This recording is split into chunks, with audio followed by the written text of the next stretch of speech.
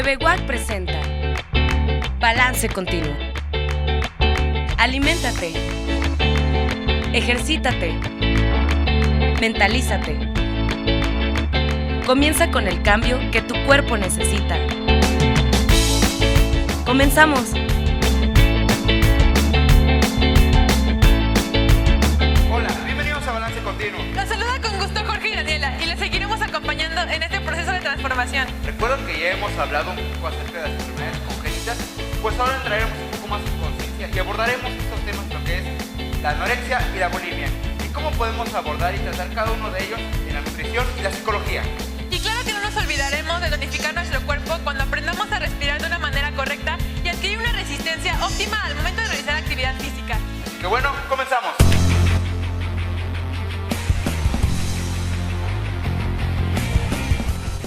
Los dos tipos más comunes de trastornos alimenticios son la anorexia y la bulimia. Estos dos trastornos son difíciles de separar ya que comparten ciertas características. Tanto en la anorexia como en la bulimia, la persona tiene la imagen distorsionada de su propio cuerpo. Esta persona vive obsesionada con la comida. Con más frecuencia tienden a afectar a niñas que a varones. El 10% de la gente con trastornos de este tipo son hombres, pero las cifras y las estadísticas pueden dejarse por un momento de lado. Lo más importante es conocer ampliamente los problemas para así poder actuar y contrarrestarlos de una manera eficiente. Nuestra nutrióloga experta sabe mucho más acerca de esto. Hola, soy la nutrióloga Ana Lucía López y el día de hoy les voy a platicar acerca de la anorexia y la bulimia. En la actualidad se está hablando mucho de estos trastornos de la conducta alimentaria, quizá debido a la excesiva importancia que le estamos dando a la imagen de nuestro cuerpo, al seguimiento de modas y que vemos como belleza femenina la delgadez. Todos estos factores son los que están provocando el incremento de estos trastornos. La población que presenta en mayor medida la anorexia y la bulimia, en un 90% es el sexo femenino, en un 95% es de raza blanca y en un 75% adolescentes, siendo la mayoría de nivel socioeconómico medio-alto.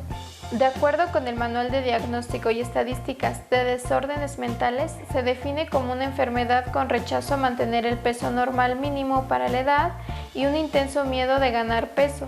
Además, es un trastorno que altera la percepción de la figura humana y ocurre amenorrea, que es la ausencia de la menstruación.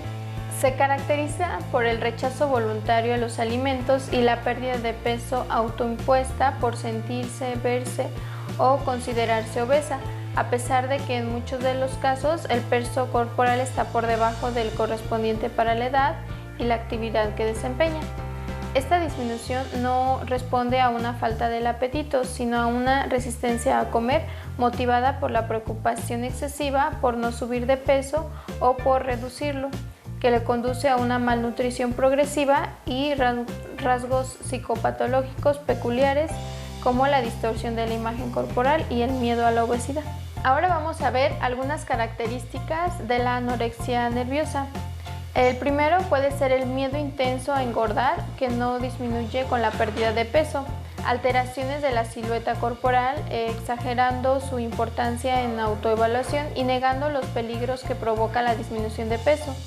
El siguiente sería la negativa a mantener el peso corporal por encima del mínimo, según su edad y su estatura. A estos criterios pueden agregarse los siguientes. El primero sería la pérdida de peso autoinducida por conductas compensatorias como el vómito, laxantes, diuréticos y el exceso de actividad física. Y el siguiente sería el retraso en el desarrollo puberal, como la falta de crecimiento de los senos, amenorrea, que ya habíamos visto que era la ausencia de la menstruación. En los varones los genitales no se desarrollan y hay pérdida del interés sexual. Y se clasifican en dos tipos. El primero es de tipo restrictivo, que ahí la pérdida de peso se obtiene haciendo dietas extremas, ayunos o ejercicio muy excesivo. Y el siguiente es de tipo compulsivo purgatorio. Aquí se recurre regularmente a medidas purgatorias, como ya habíamos visto, como la inducción al vómito, uso de laxantes y diuréticos, esto para disminuir de peso más rápido. Ahora vamos a ver qué es la bulimia nerviosa. La bulimia es el consumo desenfrenado de alimentos en forma de atracones para tratar de compensar situaciones de angustia o tensión nerviosa con la sensación de pérdida de control y una preocupación exagerada por el control de peso corporal.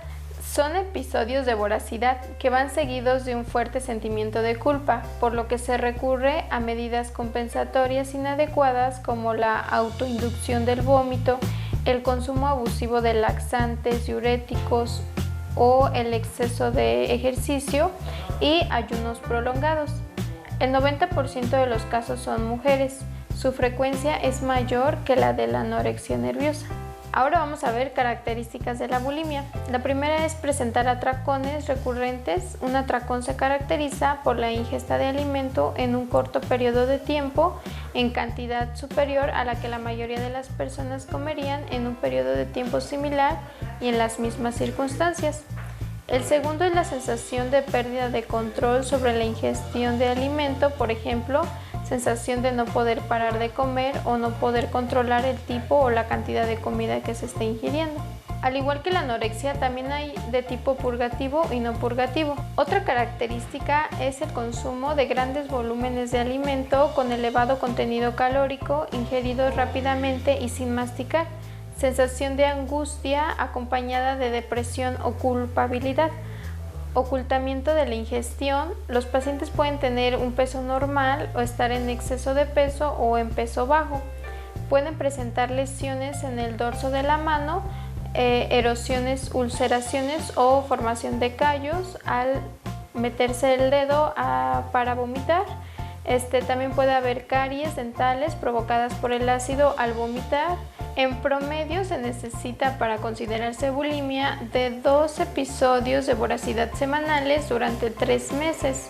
¿Por qué se enferman de anorexia y bulimia? La etiología exacta de la anorexia y de la bulimia nerviosa se desconoce, aunque hoy en día se sostiene una hipótesis multifactorial en la que intervienen factores socioculturales, una predisposición psicológica y determinados factores biológicos. Ahora vamos a ver primero los factores socioculturales. La sobrevaloración de la delgadez en la mujer y al asociarla con la belleza.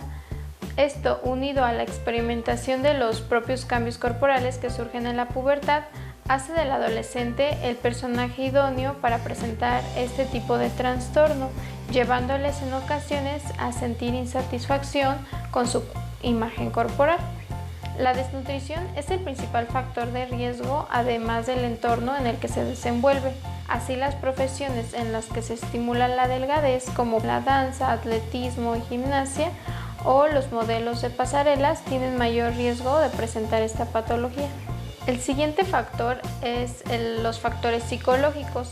Se ha comprobado que las personas con determinados rangos de personalidad son los más propensos a desarrollar esta patología. Los rasgos de timidez, perfeccionismo, rigidez, baja autoestima, rasgos depresivo, comportamiento obsesivo-compulsivo aumentan el riesgo de padecer esta enfermedad. Otro tipo de factor son los factores familiares. Aquí las familias de los pacientes también tienen determinadas características que los hacen tener esta enfermedad, como ser excesivos, sobreprotectores o tienen excesiva rigidez y una falta de resolución de problemas. Ahora vamos a ver las complicaciones de tener anorexia o bulimia. La primera sería tener anemia. Las siguientes serían gastrointestinales, como hinchazón de la glándula salival, caries dental, erosión del esmalte, dilatación gástrica, retraso del vaciamiento gástrico, estreñimiento, diarrea por abuso de laxantes o obstrucción intestinal. Esofagitis, reflujo, úlceras. Las siguientes serían metabólicas, como intolerancia al frío, alteraciones electrolíticas, hipoglucemias.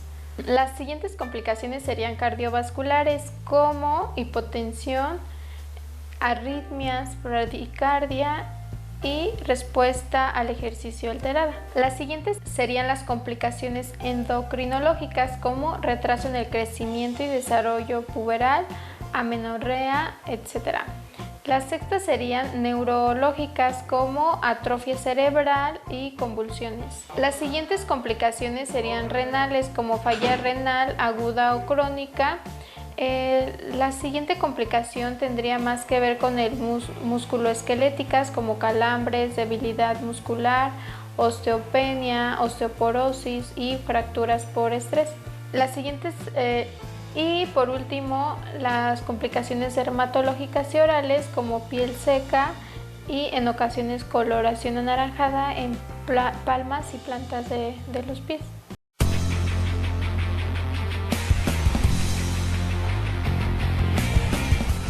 Ahora vamos a ver los objetivos para determinar la pérdida de peso y restablecer el peso adecuado. El primero va a ser alcanzar un estado nutricional satisfactorio. El segundo, regularizar los horarios y tiempos de comida, lograr cambios personales y familiares. Como vimos, las personas que tienen anorexia o bulimia, el tratamiento tiene que ser integral, ya que esto va a jugar un papel muy importante para su recuperación. El tratamiento principalmente lo tiene que llevar a cabo un psicólogo o psiquiatra dependiendo del caso, porque si no cambia su mentalidad no va a poder mejorar. También tiene que estar atendido por un médico y un nutriólogo para poder mejorar entre todo el equipo multidisciplinario su estado de salud y lograr un peso adecuado. Espero que les haya ayudado esta información. Soy la nutrióloga Ana Lucía López y recuerda, no hay alimentos malos, solo hay que cuidar la cantidad, calidad y frecuencia de su consumo. Nos vemos en el siguiente programa.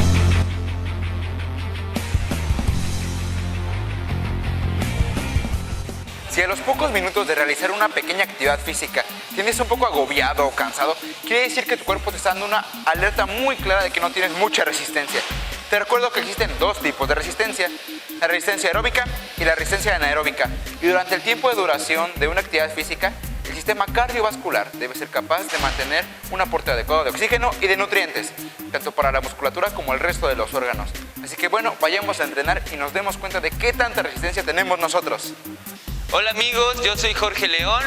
El día de hoy nos encontramos en el CEFIT y a mis espaldas está la alberca semiolímpica de aquí de la UAC. Y bueno, el día de hoy vamos a hablar acerca de la resistencia. La resistencia es una capacidad condicional del cuerpo humano y esta es la capacidad de mantener un esfuerzo físico durante un tiempo muy prolongado. Tenemos dos tipos de resistencia, la resistencia aeróbica y la resistencia anaeróbica. Estamos con Dani y a continuación vamos a hacer un ejemplo de resistencia aeróbica. Muy bien, Dani, ahí en tu lugar vas a empezar a mover tu cuello.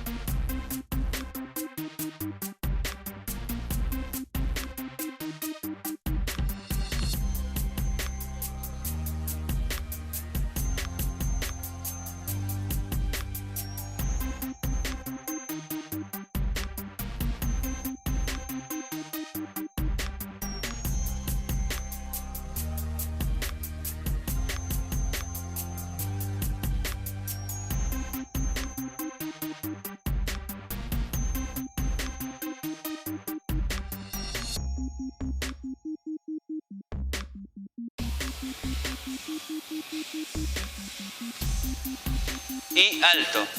Bien, terminamos Y bueno, con esto vemos que Dani tuvo la capacidad aeróbica o la resistencia aeróbica porque estuvo trabajando durante, bueno, alrededor de 3 o 4 minutos en una actividad física moderada y su cuerpo tuvo la capacidad en cuanto a oxígeno de tener resistencia aeróbica. Ahora vamos a hablar de la resistencia anaeróbica. Estamos con Jorge y vamos a hacer una prueba que va a consistir en hacer 2 minutos de trabajo de burpee. Como saben, el trabajo de burpee pues es un trabajo a alta intensidad y vamos a ver qué pasa con Jorge. ¿Listo, Jorge? 3, 2, 1, venga.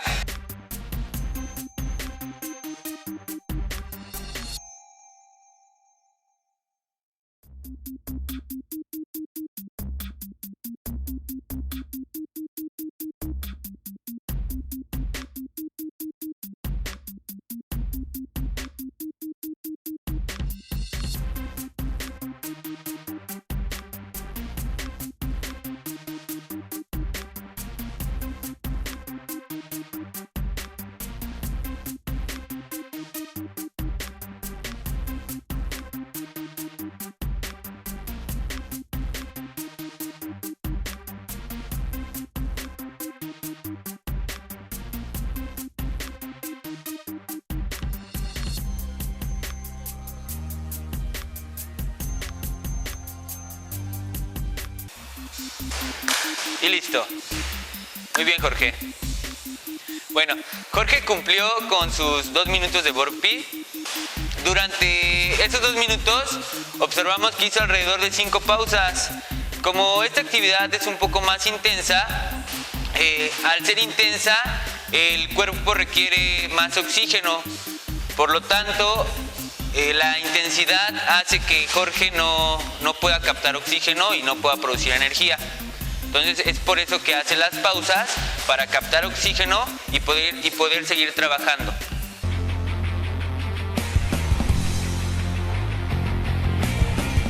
A no perseguir lo que deseaba, por vergüenza de que alguien a mi alrededor opinara que era inapropiado.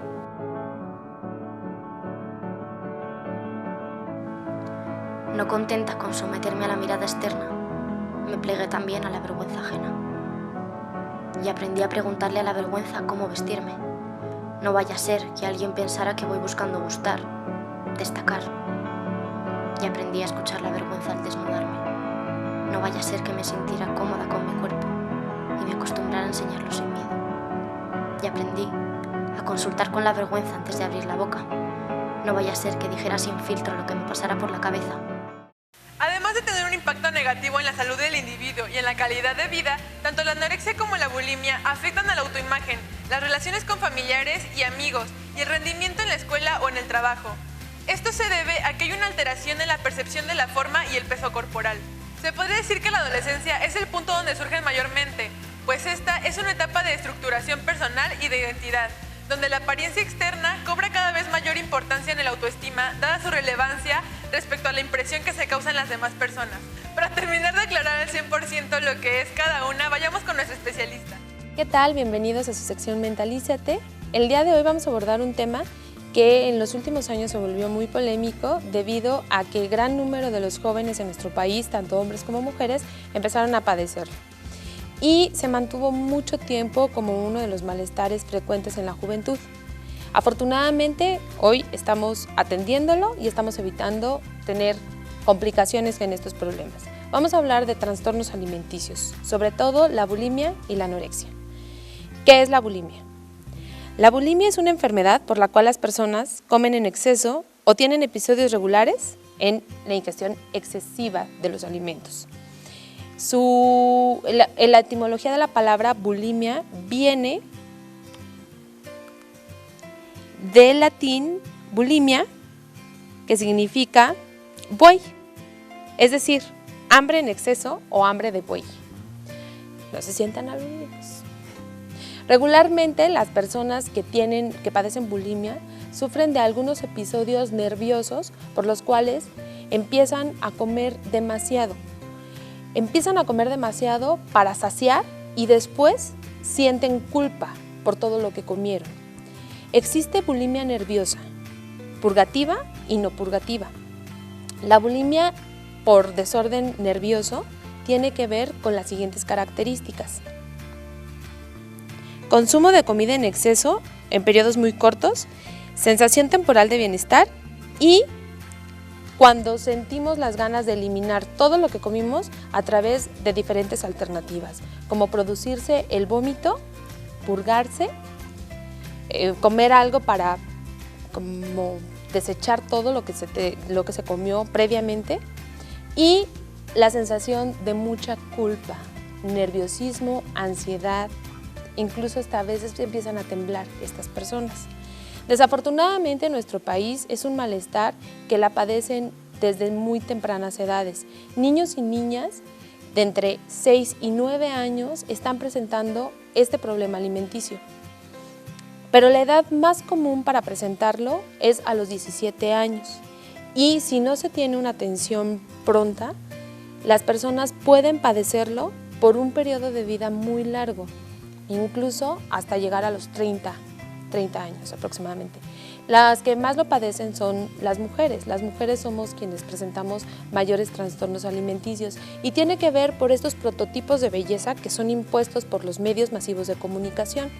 Desafortunadamente, los medios de comunicación han estereotipado mucho el cuerpo y la belleza de las mujeres. Entonces, la mujer, frente a la demanda de mantener su belleza, su complexión física, empieza a limitarse en la comida y padecer anorexia o bien bulimia, que es comer en exceso y después evitar comer o desechar lo que acabas de comer. Hay personas que se alimentan muy bien en una de sus comidas, como el desayuno, pero después ya no quieren comer o se prohíben comer y empiezan a tomar y consumir mucha agua o algunos alimentos para purgar su cuerpo. Algunas características de este padecimiento son episodios de atracciones compulsivas, sentimientos de culpabilidad y de angustia, pérdida de control mental por comer en exceso, episodios de ayuno o de poca ingesta y episodios de ingesta compulsiva. ¿Cómo podemos prevenir estos malestares? Bueno, se recomienda mucho no hacer dietas por nuestra propia cuenta.